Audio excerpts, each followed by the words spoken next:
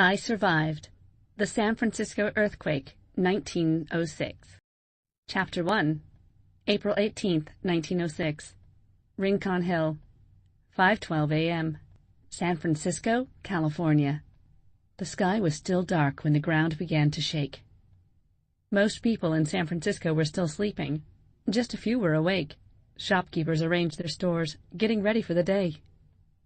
Carriage drivers fed their horses. Newsboys ran down the sidewalk to pick up their newspapers to sell. And 11-year-old Leo Ross was in a broken-down building high on Rincon Hill. When the rumbling started, Leo thought it might be thunder. He had no idea that deep below the city, two gigantic pieces of earth were pushing past each other. Powerful shocks exploded up through the underground layers of dirt and rock. All across the city, streets ripped open. Buildings swayed. Walls crumbled and houses came crashing down. Broken glass, hunks of wood, and piles of bricks tumbled into the streets. Leo stood in shock as the floor beneath him rose and fell like ocean waves. Hunks of plaster hit him on the head. Windows shattered, spraying glass all around. He tried to scream, but his throat was coated with dust. He wanted to run, but he couldn't even stand. The shaking was too hard. And then there was a sound like an explosion. The ceiling above his head burst open. A brick hit him, smack on the back. And then another, thud, hit him in the shoulder. Crash!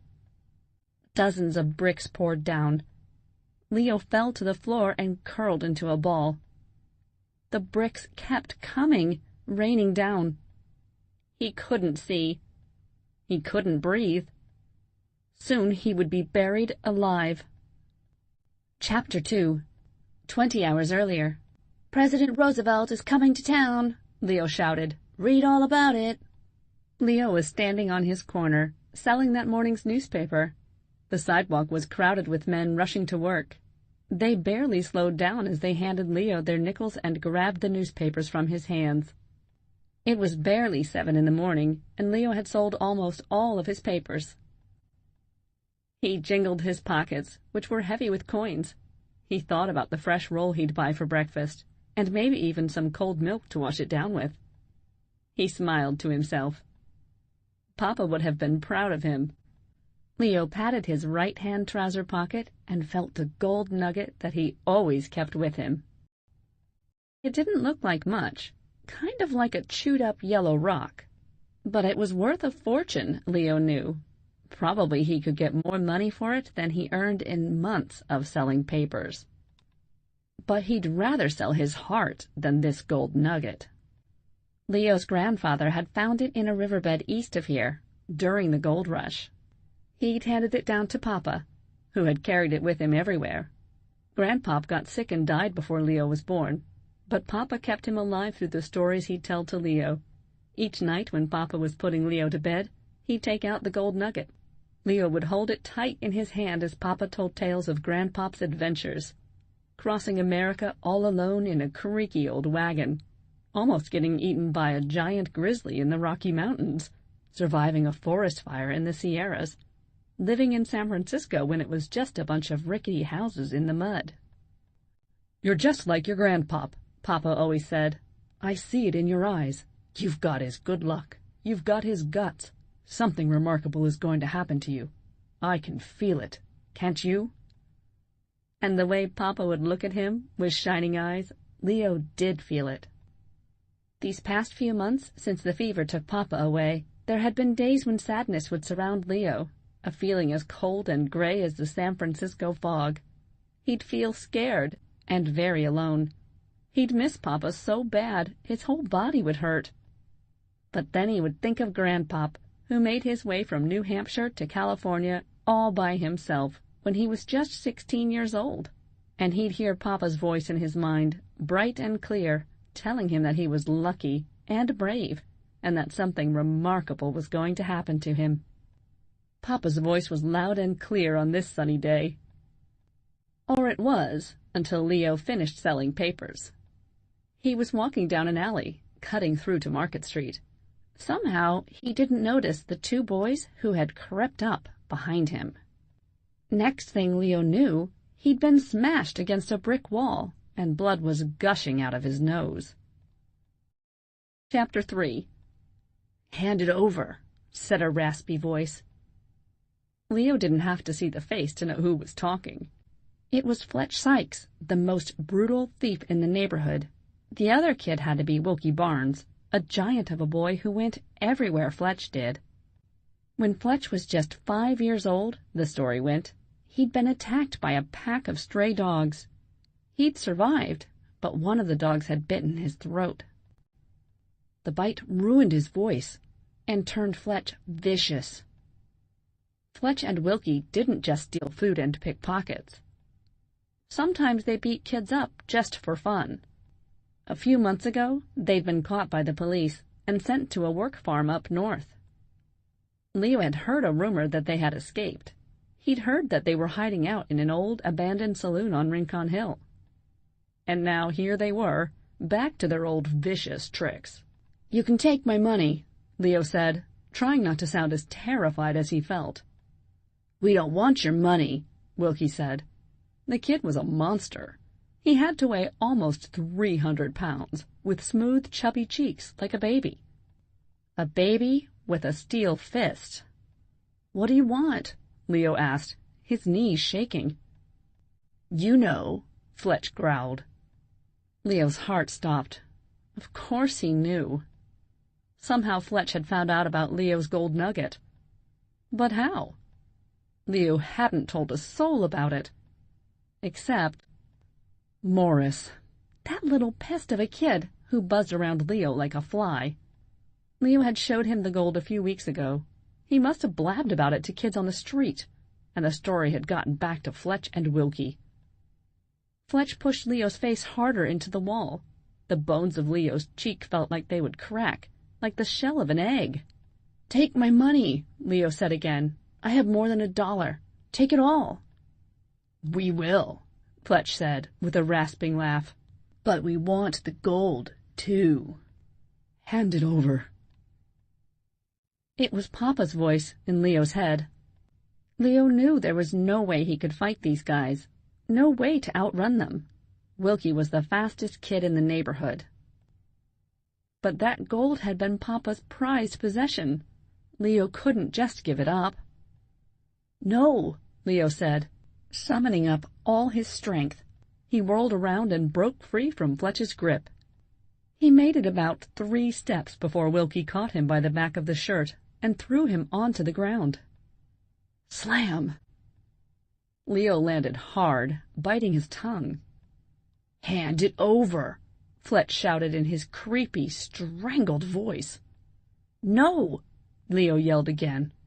What happened next took only a minute. Wilkie picked Leo up by his shirt, holding him in the air as Fletch emptied Leo's pockets. Then Wilkie threw him into a pile of garbage. The 2 goons walked away, laughing. Blood dribbled from Leo's mouth. His head throbbed. But the worst was the searing pain from somewhere deep inside, like something had been ripped out of him. His gold was gone. Chapter 4. Leo had no idea how much time passed, and then a voice calling his name woke him from his daze. "Papa? Leo Ross, where are you?" Leo groaned to himself. Morris. Why did that kid constantly pester him? From the first day they'd met, Morris had acted like they were long-lost brothers. They both lived in the same boarding house, Leo by himself in a tiny basement room, Morris upstairs with his uncle, a sweaty man with a huge stomach who yelled at the little girls when they played dolls on the boarding house steps. Every day when Leo got home, Morris was waiting for him at the front door. The kid worked at a grocery, but he spent every spare second at the public library. He always had some new fact to share with Leo. "Leo, you know that rat that lives under the front steps? Did you know its Latin name is Rattus rattus? Leo, did you know that this neighborhood used to be a swamp? They filled it in with garbage and old wood and then built these buildings. Leo, did you know that San Francisco Library has 1 million books?" In Leo's heart, He knew that Morris just wanted to be pals. But Leo didn't need any friends. He especially didn't need a friend like Morris, a skinny twerp who didn't know when to shut up. A kid like that wouldn't do Leo any good. What had Leo been thinking when he showed Morris his gold?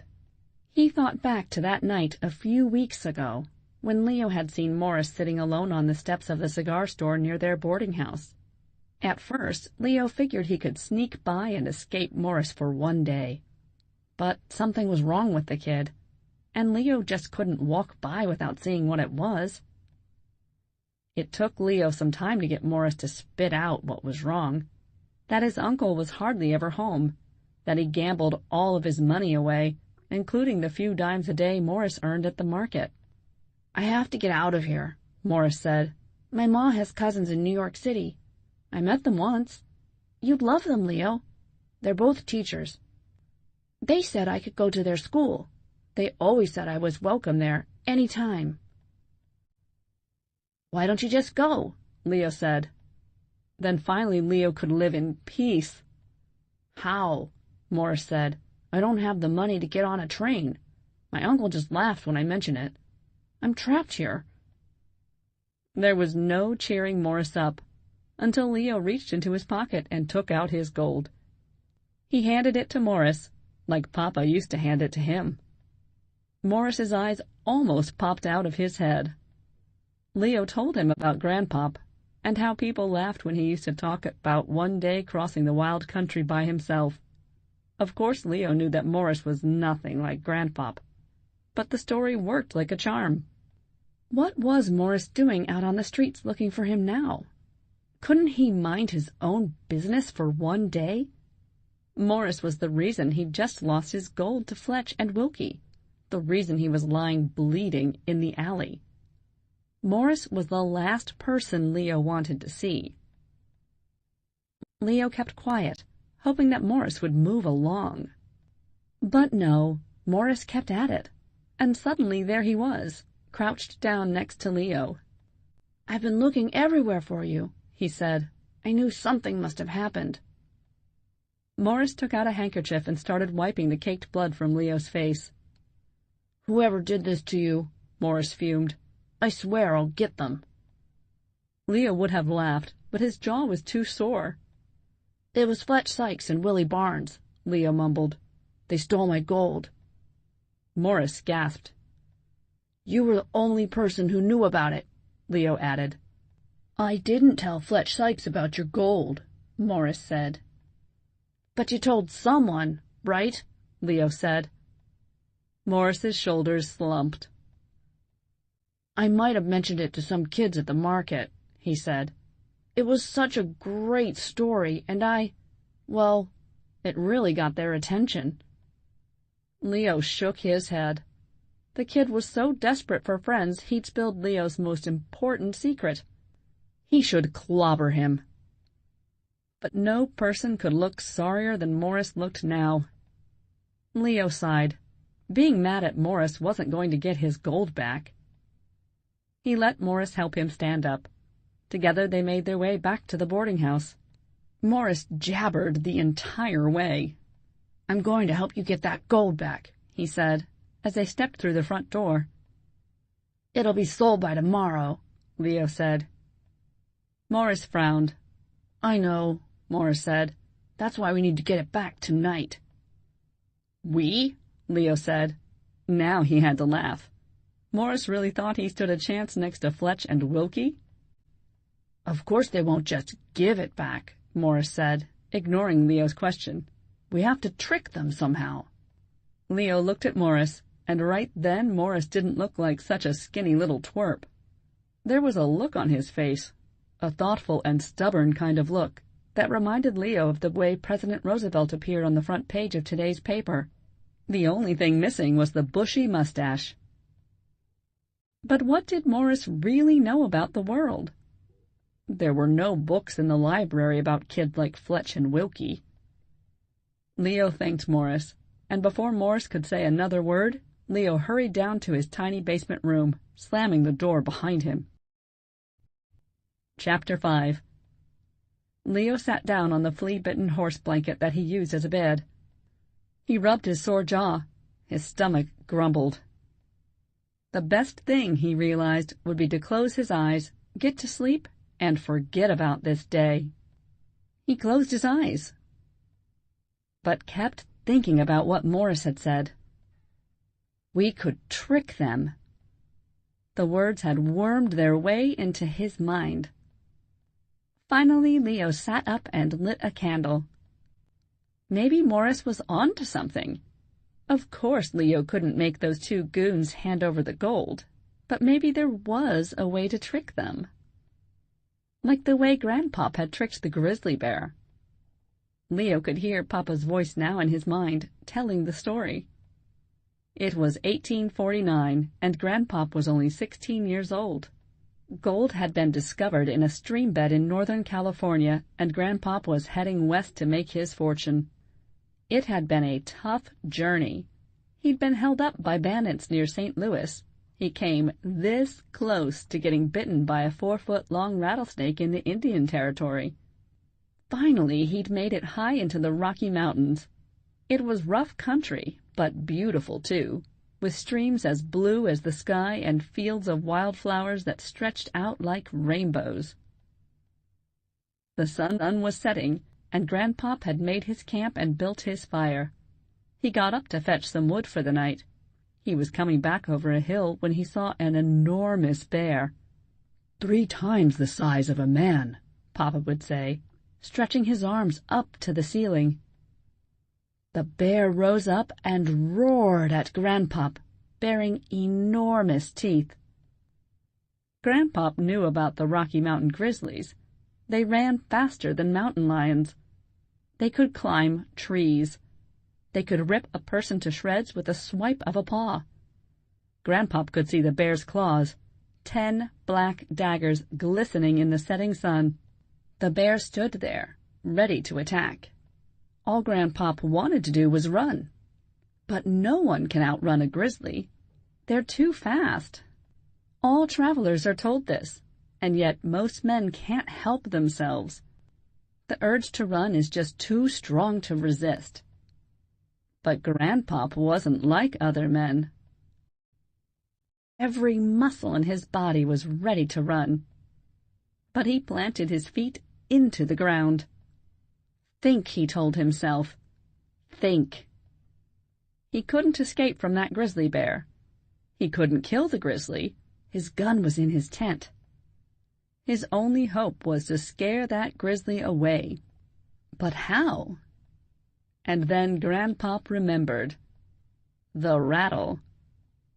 The rattle of that monster rattlesnake he'd killed in Pawnee Indian land. The snake was as thick as Grandpop's leg. Its rattle was 5 inches long. That snake could have killed him.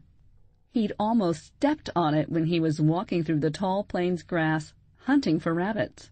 By the time Grandpop heard the rattling noise, the snake was coiled and ready to strike.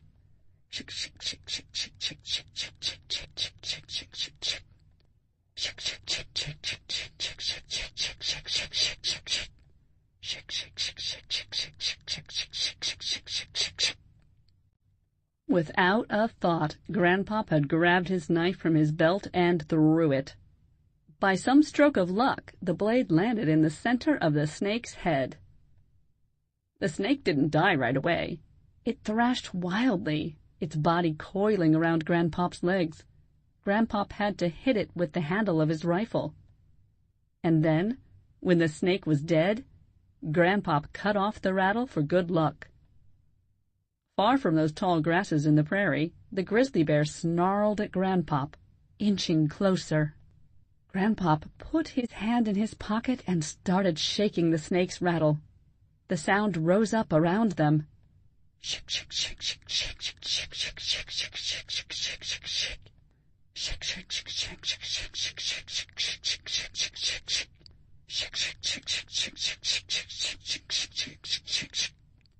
Grandpop hoped that grizzlies were afraid of rattlesnakes. He hoped he could trick it into thinking that he was some kind of huge rattlesnake man. A fearsome monster. The bear looked around, and Grandpop could see the fear in its eyes. It let off one last roar, and then scampered off. Now, sitting on his flea-bitten blanket, Leo realized that Morris was right. There might be a way to scare Fletch and Wilkie, to trick them into giving back the gold, just like Grandpop had tricked that bear into running away. And sure enough, sometime in the middle of the night, Leo had come up with a plan. Chapter 6. What gave Leo his idea was a story that every kid in San Francisco knew, a ghost story about a man named Corey Drew. He was a man who had struck it rich during the gold rush and moved to San Francisco. He'd lived in Hill, which was the fanciest part of San Francisco back then. He was all set to build himself a huge mansion, marry a fine lady, and start his new life. Then one night, walking up Rincon Hill, he was robbed and stabbed to death. His killer was never found. But old-timers said that his ghost still haunted the streets of that neighborhood. Leo wasn't afraid of Corey Drew. Some kids were scared to be on Rincon Hill after dark. There was even a creepy rhyme about it, which every kid in San Francisco knew as well as the ABCs. On Rincon Hill, way up high, there lived a man who would not die. Corey Drew, Corey Drew, is watching you, is watching you. Corey Drew, Corey Drew, see a crow and then you're through. Late at night, shine no light, or you might just die of fright. Leo knew that Fletch and Wilkie weren't afraid of him, or any other kids. They weren't afraid of the police. But just maybe they were a little afraid of the ghost of Corey Drew. Leo's idea was to make Fletch and Wilkie believe that Corey Drew had come to get them. Leo had a tattered old hat of Papa's. He had a tin of flour, which he could rub on his face for a deathly look. He had a candle, which he would hold under his chin to give himself a ghostly glow. He'd talk in a low whisper. "Give me my gold," he'd say. With their eyes full of sleep, hopefully Fletch and Wilkie would believe that they really could be looking at a ghost, and they'd be just scared enough to hand over the gold nugget. Leo knew it was a crazy idea, for sure, but no crazier than scaring away a hungry grizzly with a cut-off snake rattle. It was past 4:30 a.m. when Leo set out for Rincon Hill. He decided to go close to sunrise. He needed darkness for his plan to work, but in case something bad happened with Fletch, Leo wanted there to be some people out on the streets. He'd know right away if Fletch and Wilkie were falling for his trick, and if they didn't, he'd have to get away quickly. But Leo didn't see a soul as he walked through the narrow streets up toward Rincon Hill. He heard some curses from the alleys, gamblers probably. A baby's cry sounded from an open window. A milk wagon rattled by. But the streets were deserted. Except for the dogs. They seemed to be everywhere Leo looked, darting in and out of doorways, sprinting across the streets, shivering against buildings. Their howls and cries filled the air. "Ow! Ow!" He'd never heard such a sound before. He wondered what was upsetting the dogs. Papa had said that Grandpop always listened to the cries of wolves. They always know when there's danger around. Did the dogs know something that Leo didn't? Were they trying to tell him he should run home? Don't be stupid, Leo told himself. Maybe the dogs howled like this every night when Leo was fast asleep. He was letting the darkness get to him. He reminded himself of something Papa always said. Brave people got spooked all the time. What made them brave was that they didn't let their fear stop them. Leo thought of the noises Grandpop would have heard in the Rocky Mountains. The screams of mountain lions and the screeches of owls. Gunshots of bandits and murderers. Had Grandpop let those sounds scare him off? Heck no! He'd kept moving forward. and so did Leo. Rincon Hill wasn't fancy anymore. Most of the big mansions had been turned into boarding houses. Other streets were lined with little wooden houses, all crammed together like teeth in a crooked smile. Leo reached the corner of Essex and Folsom and saw a beaten-up building. The roof was half caved in. The huge chimney loomed against the black sky. The front window was shattered, and the front door was hanging off its hinges. Was this the place? It had to be, he decided. The other buildings were just regular houses. Leo stood on the steps, knowing that he could lose his nerve any second. He took a deep breath, pushed aside the front door, and slipped in.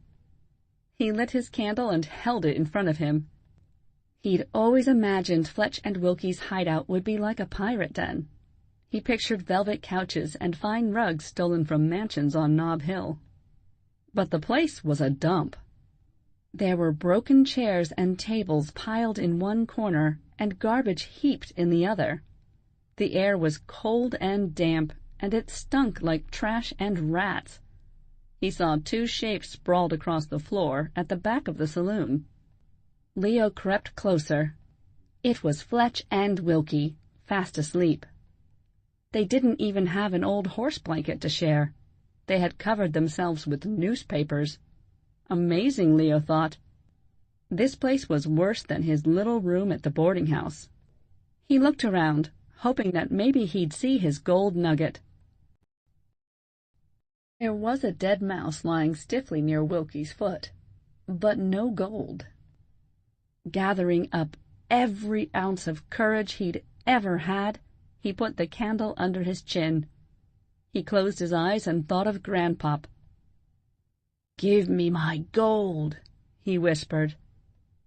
And then, louder, "Give me my gold." Chapter 7. Fletch opened his eyes first. What the? He jumped up. Leo's candle gave the room an eerie golden glow. Wilkie stirred for a second, grumbled, and then closed his eyes again. Fletch gave him a cruel kick in his side. "What?" Wilkie said, scrambling to his feet. He quickly fixed his eyes on Leo. "Who's that?" "Give me my gold," Leo whispered again. The two boys stared at him. And then Leo saw it, in Wilkie's eyes. A flicker of fear. "It's that man," Wilkie said. "What man?" Fletch rasped. "Let's get out of here," Wilkie said. Fletch wavered a little, Leo could see, but he was still looking at Leo with a hard, untrusting expression. He wasn't fooled, Leo thought. This wasn't working. "Run," he told himself. "Get out of here now." But somehow Leo was able to stay still. He stood a little taller. He imagined he really was the ghost of a murdered man. Fletch and Wilkie weren't killers, as far as Leo knew, but they had hurt dozens of people in their lives, probably more. If anyone deserved to be haunted, it was these two.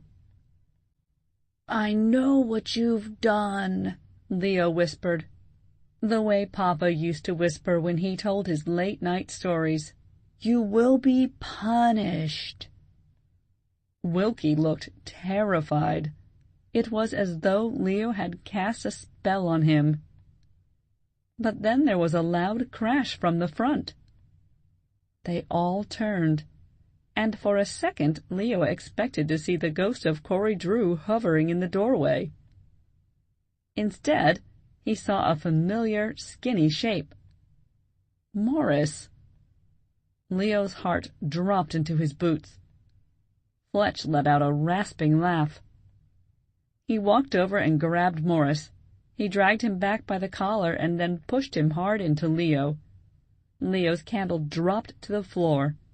Now it was almost completely dark in the old saloon. But that didn't stop Fletch and Wilkie. As Wilkie pinned Leo and Morris against the wall, Fletch came close to them. Leo could feel the heat of his rotten-smelling breath. Fletch grabbed Papa's hat from Leo's head and smacked Leo across the face with it. Hard. "Your gold is long gone," he said, in his sickening growl. Then he punched Morris in the stomach. Morris doubled over, moaning in pain. "Hey!" Leo said. Without thinking, he gave Fletch a hard shove. Fletch tripped and fell to the floor. In the faint pre-dawn light, Leo saw the chilling stare on Fletch's face. It was the look of a rattlesnake ready to strike. Fletch leaped to his feet and came charging toward Leo. Leo closed his eyes and braced himself for a beating. His entire body began to shake. But wait, he wasn't shaking. The entire house was. There was a strange sound, like thunder rumbling from deep in the ground. The trembling got stronger. The noise rose up around them, so loud that it hurt Leo's ears. The floor bounced beneath their feet. "What is it?" Wilkie said. Morris grabbed Leo by the arm. "It's an earthquake," Morris shouted. "We have to get out of here." Chapter 8. But Leo couldn't run. The shaking was too strong. The floor rose and fell, tossing Leo into the air and dropping him. Plaster rained down from the ceiling and swirling dust filled Leo's nose, eyes, and mouth. The noise grew louder. It sounded like 100 freight trains were rushing through the house, their whistles screaming. The shaking stopped for a few seconds, and Leo managed to stand up. He staggered a few steps toward the front door. But the shaking started up again, stronger than before. Fletch rushed past him. Leo saw him dive through the front doorway. The rumbling became stronger still. Leo fell again. Now the entire building seemed to be rising and falling, twisting and turning. Smack! Something hit him on the back, hard. And then another, thud, hit him in the shoulder. Bricks. They were falling from the ceiling. That huge chimney was collapsing. Leo had to get out, but he couldn't even stand. He curled himself into a ball, sure he was about to be buried alive. Suddenly he felt hands gripping his arm. Someone was pulling him forward. Morris! They rushed together and leaped toward the door. They landed hard on the sidewalk. And then, crack! Boom! Bricks poured down, hundreds of them, spilling out the door. Had they been just a few steps slower, they both would have been buried. The ground gave one last great shake. And then it stopped. The earth was still. The silence was almost as frightening as the noise had been. Leo lay on his stomach, afraid to move or even take a breath. Now what would happen? He'd never been through an earthquake before. He felt sure the shaking would start again. Morris was right next to him. His face was streaked with dirt and sweat. He had an angry bump just below his eye. Like Leo, he seemed too stunned to speak. Leo looked in shock at the scene around them. Was this really the neighborhood he'd been walking through just minutes before? It looked like a furious giant had marched through the city, jumping over some houses and stomping on others. Bricks, stones, and glass covered the sidewalks and spilled into the street. Some of the rickety houses had collapsed. Others looked like a sneeze would send them crashing down. People stood on the sidewalks, terrified. Families huddled together. Babies broke the silence with screams. Some people were stretched across the sidewalks, not moving. Leo looked around at all the crumpled buildings. How many people were trapped? There had to be hundreds buried alive. Or dead. Fletch and Wilkie were nowhere to be seen. Fear rose up in Leo. What would he do now? Where would he go?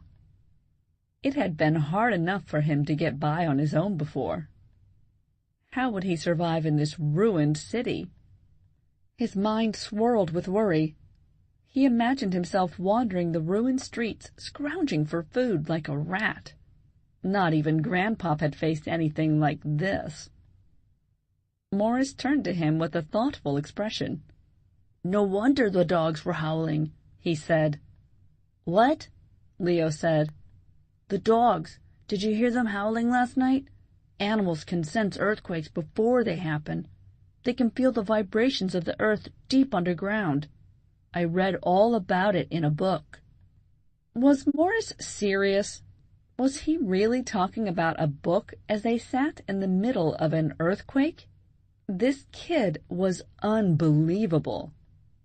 Leo stood up and shook the plaster from his hair. The ground started to rumble again. Leo froze and braced himself. A crash echoed from down the street, another building caving in. And just as suddenly, the shaking stopped again. "Aftershocks," Morris said. "The ground is going to keep moving for days." Was there anything Morris didn't know? People were shouting behind them. "Fire!" a man said. A plume of black smoke rose from one of the collapsed houses. "We have to get out of here," Morris said. "I smell gas. The quake has broken the gas lines. This whole hill is going to be burning within an hour." Leo shuddered. Nothing scared him more than fire. He thought of the fire that Grandpop had lived through in the Sierra Mountains. That was the closest Grandpop came to dying on his journey west. The story scared Leo so much that Papa had only told it a few times. "Where should we go?" Leo said. "I'm not sure," Morris said. "We need to get away from here. We should head west, toward Golden Gate Park." "What about your uncle?" Leo said. A shadow seemed to pass through Morris's eyes. "He left the city days ago," the younger kid said. "Something about a poker game." "You don't know where he went?" Morris shook his head. No wonder he was always waiting for Leo to come home. He was all by himself. "Some uncle," Leo said. "That's all right," Morris said, matter-of-factly. "I have you." The swirling in Leo's mind suddenly stopped. Morris looked right into Leo's eyes, and Leo looked right back. As usual, Morris was right. He did have Leo. And Leo had Morris. Morris, the most annoying kid in the world. Morris, who had come looking for him in the dark. Morris, who had probably saved Leo's life by helping him escape from the saloon. Maybe Morris wasn't very big. Maybe he didn't know when to shut up. But he was smart and tough, and he was the truest friend Leo had ever had. "That's right," Leo said. Morris nodded, like they'd struck a deal. "Let's go," he said. But as they were walking by the saloon, something in the rubble caught Leo's eyes. At first he thought it might be a rat crawling out from under the bricks. But no. It was a hand. Chapter 9. It had to be Wilkie. Leo had seen Fletch dive out the door, but not Wilkie. He must have gotten caught in that shower of bricks. Leo's heart pounded. Just a few minutes ago he would have prayed for Wilkie Barnes to get buried in a heap of rubble. But now he and Morris rushed over and started grabbing bricks off the pile on top of the bully. The air was getting smokier, but Leo and Morris kept working until finally they could see Wilkie. He was turned on his side, his face hidden. Morris gently put his fingers against Wilkie's throat.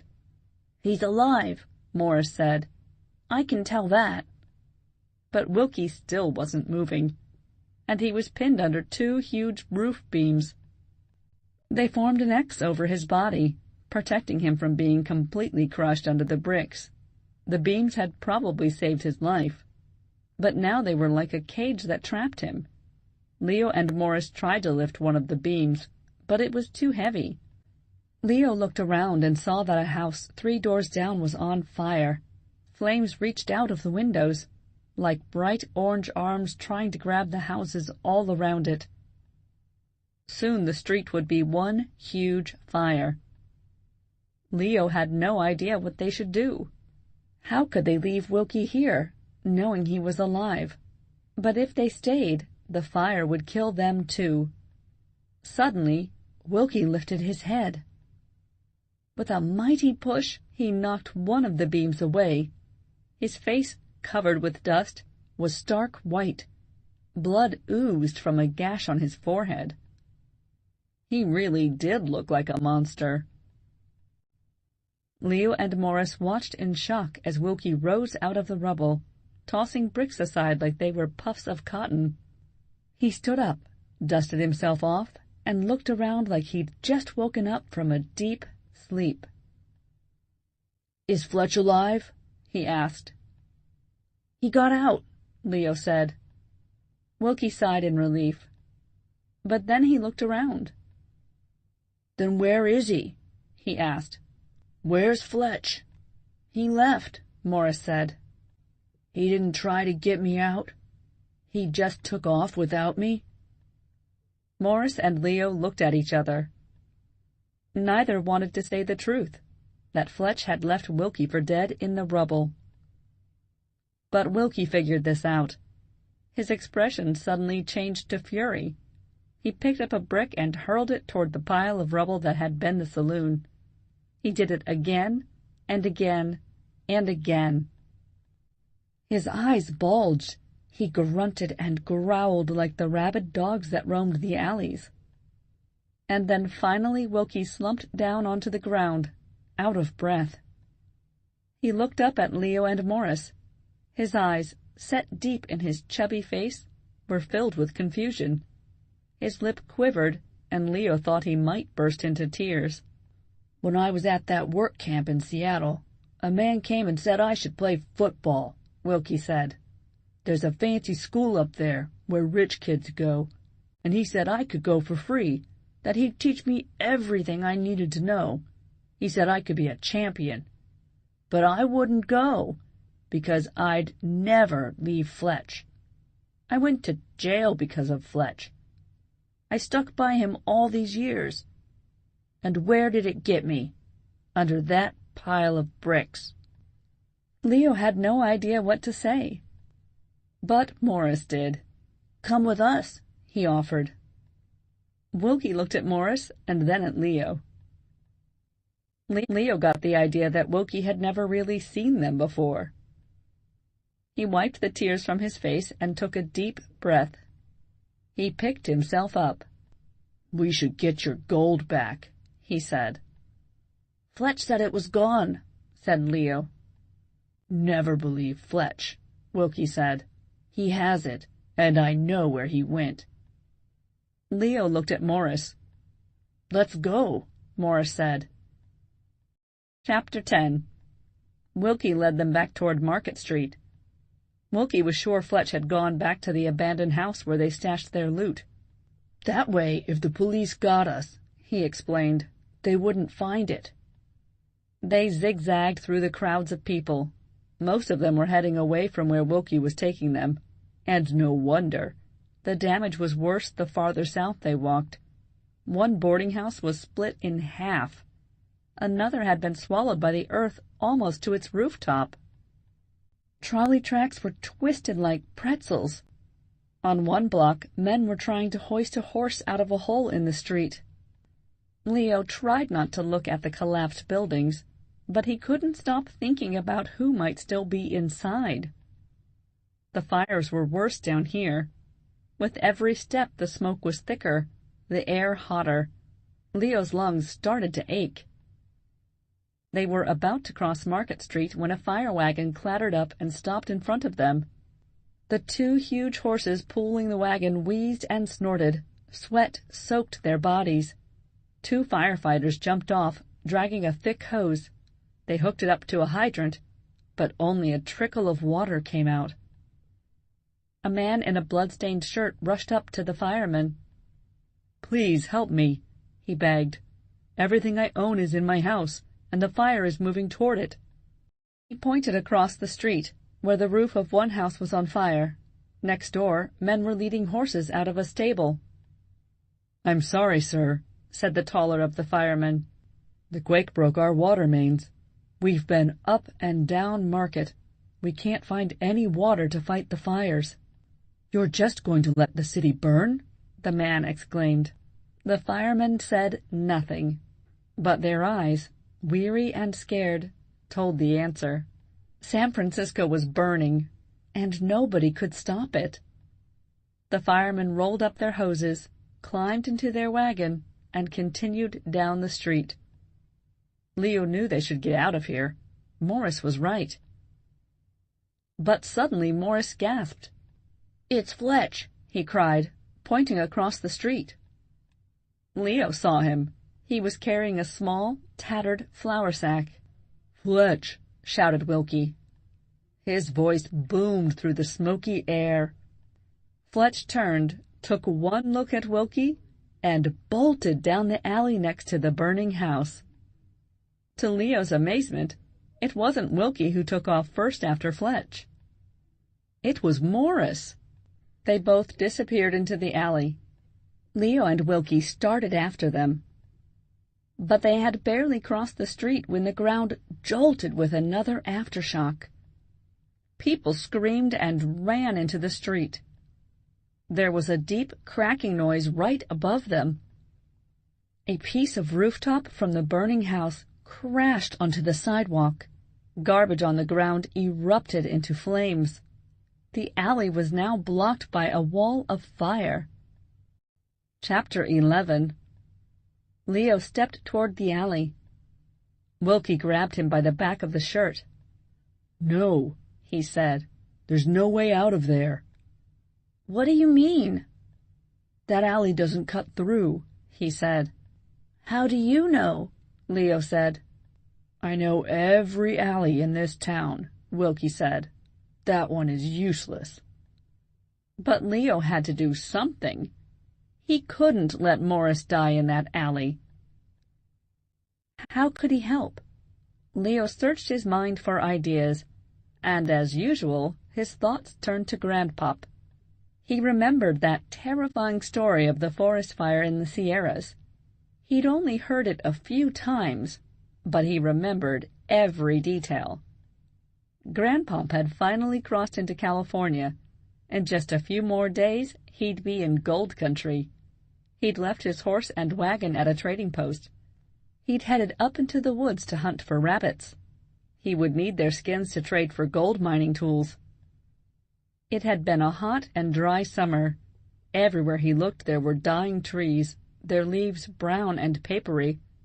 Dead grass and weeds crunched under Grandpop's boots. There was hardly a speck of green anywhere. Grandpop roamed the woods. He bagged a few rabbits. And then clouds rolled in. Grandpop had smiled up at the sky. A cool rain was just what he needed. But only a few raindrops fell. Meanwhile, lightning sliced through the sky. And then, kaboom! A lightning bolt struck a dead tree, turning it into a burning torch. More lightning bolts shot out of the clouds, stabbing the ground like burning spears. Soon there were fires everywhere. A powerful wind fanned the flames.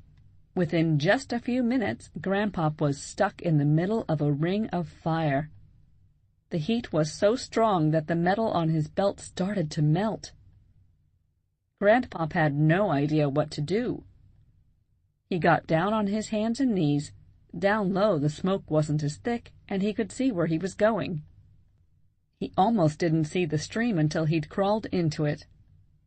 It was practically dry, with just a few inches of water covering the muddy bottom, but there was enough so that Grandpop could lie down and soak his clothes.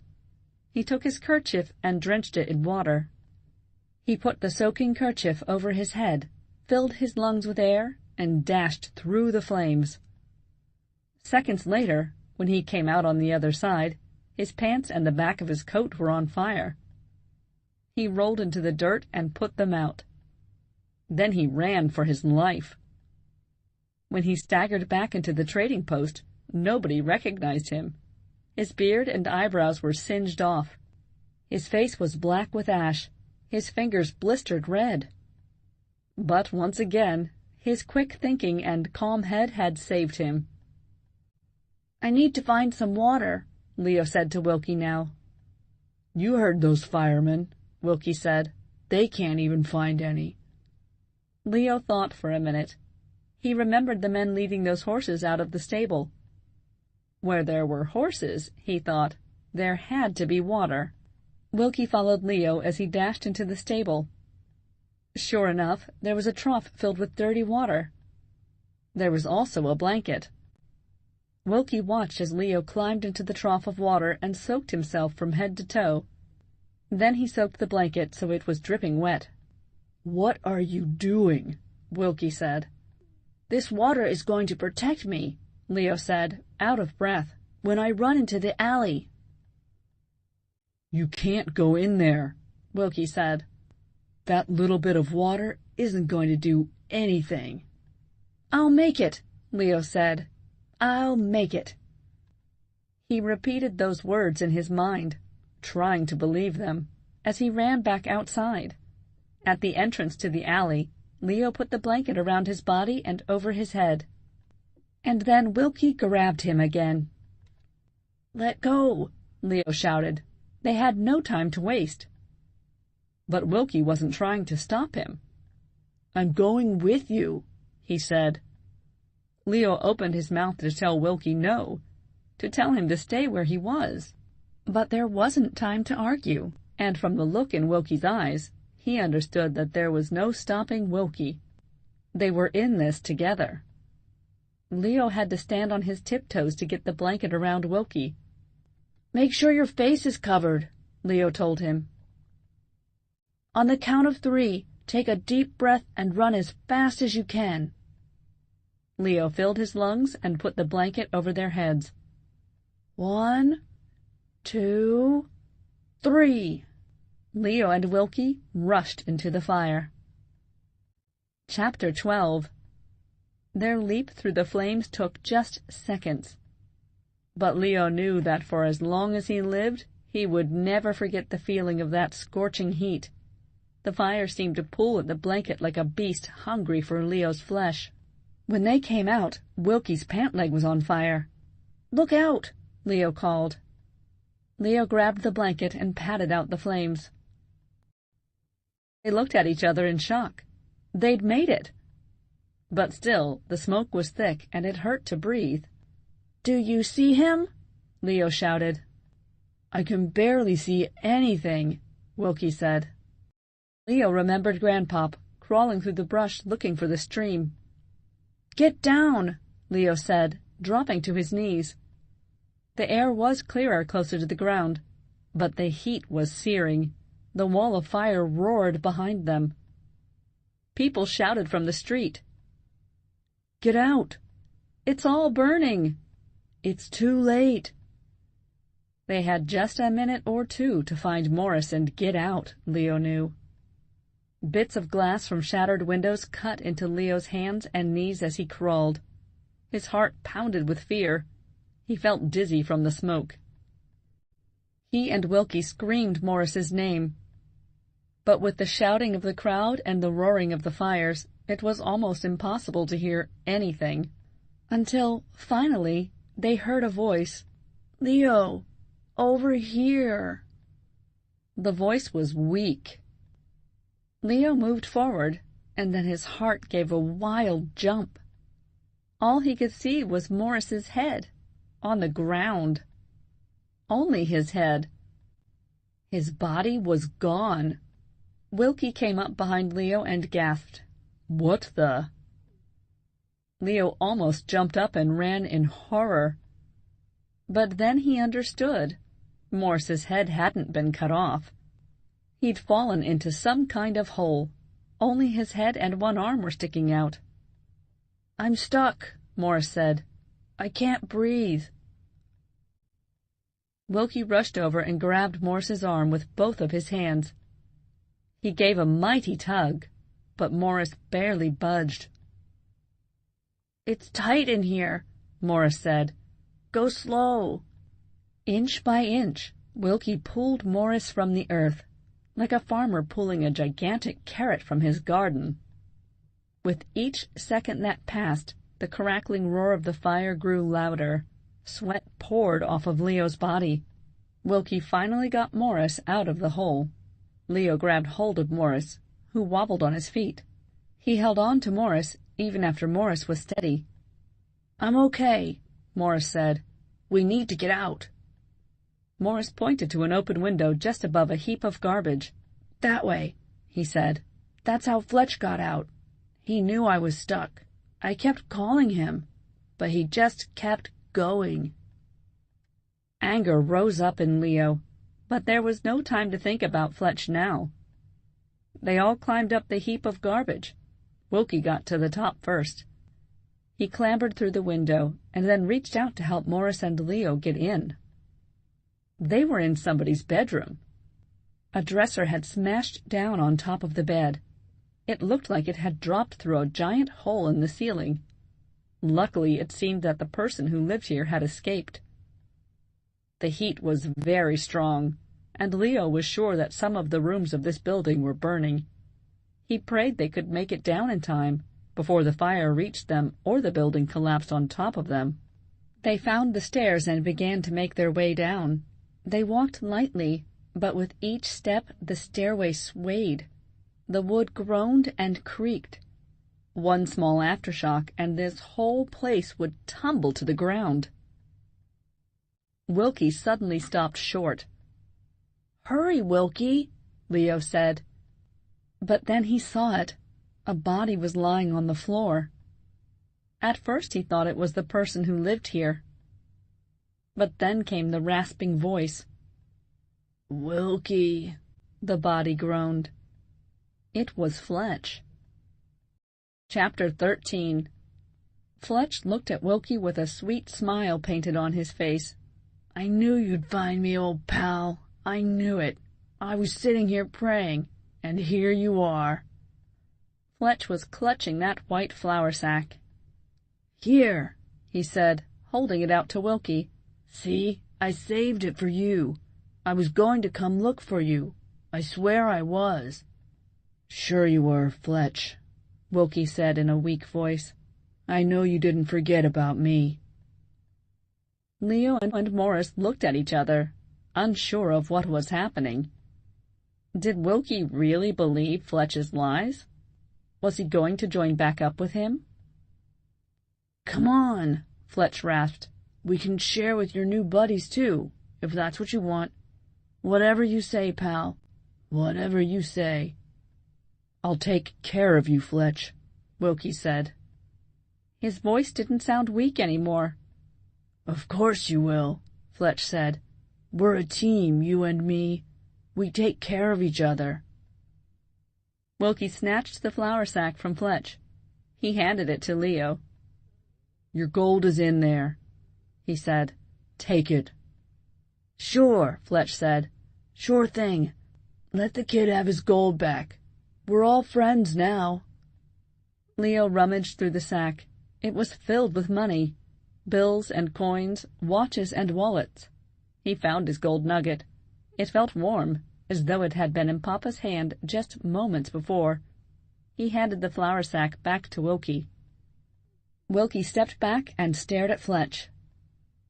"You left me for dead," Wilkie said. "No," Fletch cried. "I was coming back for you. That's where I was heading. I swear it." Leo could see the rage on Wilkie's face. It was as though the heat and fury of the fire had taken control of him. Wilkie grabbed a splintered piece of wood. He raised it up so it was over Fletch's head. Leo and Morris both leaped forward. "No, Wilkie!" they both shouted. They each grabbed one of Wilkie's massive arms. Wilkie shook them off like they were butterflies. He glared at Fletch. He was set to smash that wood over Fletch's head. But Morris moved so that he was between Fletch and Wilkie. "We don't have time for this," Morris said, in his matter-of-fact voice. "We have to go." Leo stood frozen, afraid that Wilkie might hurt Morris. Then what would happen? But somehow Morris could always get people to pay attention, whether they wanted to or not. Leo reached up and took hold of the wood. Wilkie held it tight, but finally he let Leo take it. Wilkie grabbed Fletch roughly by the arm and stood him up. Fletch cried out in pain. Leo could see that his leg was horribly twisted. He needed to get to a hospital. Wilkie didn't care. He dragged Fletch, yelling and limping, out into the street and tossed him onto the sidewalk. There were 2 policemen just up the street. "Maybe they'll help you," Wilkie said. Then he spat on the ground and stormed away. Leo and Morris hurried after him. None of them looked back at Fletch. But they could hear his rasping cries echoing behind them. They'd walked just a few blocks when they passed a woman standing in front of a ruined, burning house. Her 4 little children were gathered around her, their clothes tattered and covered with ash. The woman was sobbing to a soldier. "I've lost everything," she wailed. "My husband, my house, everything. What will we do? What will become of me and my children?" The soldier patted the woman's arm, but then moved on. Wilkie stopped short. He went to the woman. Without a word, he handed her the flour sack. Then he turned and hurried back to Leo and Morris. Leo could see that Wilkie's face had changed. The blazing look was gone. A peaceful look had come over him. He didn't look back at the woman. But Leo did. He watched her open the bag and look in. Leo knew he'd never forget the look of amazement on her face. With every hour they walked, they heard of new fires, new neighborhoods destroyed. All of the streets south of Market, Rincon Hill, downtown, Chinatown. City Hall was gone. So was the library, with its 1 million books. Morris got tears in his eyes when he heard that. Hundreds of little fires had joined together into huge firestorms that raced through the city. No neighborhood was safe, and so they just kept walking. Leo had never been so tired or thirsty. His entire body ached. His eyes burned. He had cuts all over his hands. He had no idea where they'd end up. But he was still in one piece. That was something. He had his gold nugget back. And he had a feeling inside, one he hadn't felt since Papa was still alive. Walking between Wilkie and Morris, his shoulders brushing theirs, he knew in his heart that he wasn't alone. Chapter 14. April 21st, 1906. Sacramento, California. Leo stood on the train platform at the Sacramento station. The sun shone brightly in the clear blue sky. Beside him, Morris had his face turned up, enjoying the fresh, clear air. All around them were refugees from San Francisco. There were all different kinds of people, fancy ladies and street kids, Chinese families and scruffy gamblers, businessmen and very old people. Coats and hats were covered with ash and dust. Some people wore bandages or walked with crutches, and they all shared the same expression, a mixture of shock and relief. Their city was gone. Thousands were dead, but they had escaped, alive. They'd gotten to the California capital just that morning, Leo, Morris, Wilkie, and thousands of strangers. The Southern Pacific Railroad had given out 1 free train ticket to anyone who wanted to leave San Francisco. After spending 3 miserable days in Golden Gate Park, the boys all wanted to get as far away from San Francisco as they could. The park had been turned into a tent city.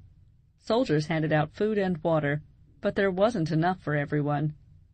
Leo and the guys had waited in line all day just to get a piece of bread and some water. Sleeping was impossible with all the crying and screaming. The fires had finally gone out on the fourth morning after the earthquake, but smoke and ash still filled the sky. Every breath reminded Leo of what had happened. Some people in the tent city were already talking about rebuilding. A preacher had stood in front of a crowd, calling on the crowd not to give up on San Francisco. "Our city is gone," he said, "but its spirit is here. We will rebuild." Leo believed it. Grandpop had helped build this city the first time, when it had been turned from a bunch of shacks in the mud into one of the most beautiful cities in the world. But Leo knew that he needed to put the ruins and smoke behind him. Even before the quake, he'd been looking for a fresh start. Wilkie and Morris needed one too.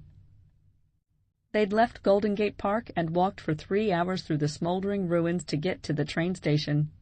They'd crowded onto the first train they could. 5 hours later, they were breathing in clear air, gazing up at buildings that stood strong and tall. The earth was still. They figured they'd stay in Sacramento. They'd sell newspapers. They'd share a room. They'd get by. But over these past few hours, their plans had changed. That morning, the 3 of them had gone to a bank. Within the hour, Leo had sold his gold nugget. It's what Grandpop would have done, he was sure, and what Papa would have wanted Leo to do. He had enough money to buy Wilkie a train ticket to Seattle. Wilkie was going to find that man who wanted to turn him into a football star. "Why don't you guys come with me?" Wilkie had said. "You could play too. We could all be on the same team." "We already are," Morris said, in that wise voice of his. They all smiled. They were some team, the 3 of them. Leo had the idea they always would be, no matter where life took them. But Leo and Morris weren't going with Wilkie. They had a plan of their own. Leo had bought 2 tickets to New York City. He and Morris would find Morris's cousins. They would start new lives there. It was a crazy idea, Leo knew, but no crazier than when Grandpop had left New Hampshire to make his fortune in gold country. Wilkie took a long look at them before he got onto the train, like he was painting their pictures in his mind. "I'll see you again," he said.